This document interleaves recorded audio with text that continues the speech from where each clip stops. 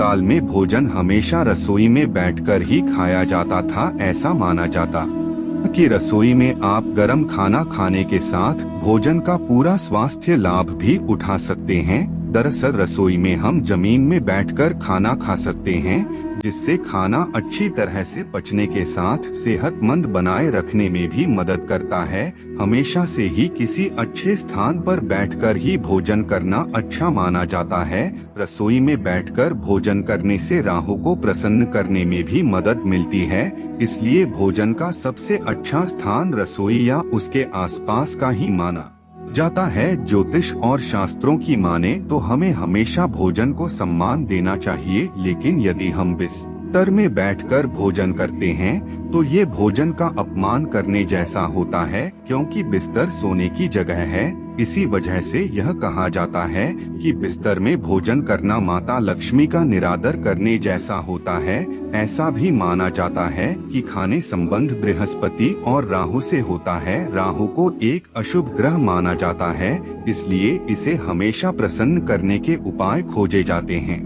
मान्यता यह है कि बिस्तर पर बैठकर खाने से राहु भी रुष्ट हो जाता है और समृद्धि का ह्रास होने लगता है।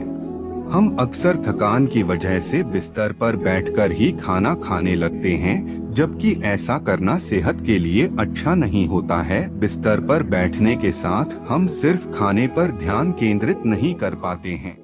कई बार हम बिस्तर पर खाते हुए टीवी देखते हैं या फिर लैपटॉप पर काम कर रहे होते हैं। ऐसे में हमारा पूरा ध्यान जब खाने पर नहीं होता है तो हम ओवर ईटिंग भी कर लेते हैं। इसी वजह से ये हमारी सेहत को नुकसान पहुंचाता है। बिस्तर पर बैठने में शरीर का पोस्चर भी ठीक नहीं रहता है और जिससे खाना पचने में भी मुश्किल होती है। बिस्तर पर बैठकर खाने से भोजन के कुछ कण बिस्तर पर ही रह जाते हैं, जिसकी वजह से आपकी नींद में भी बाधा हो सकती है। यदि आप खाते समय बिस्तर पर खाने के कुछ कण गिराते हैं तो इससे बिस्तर पर कीटाणु हो सकते हैं, जो आपकी नींद में बाधा डाल सकते हैं।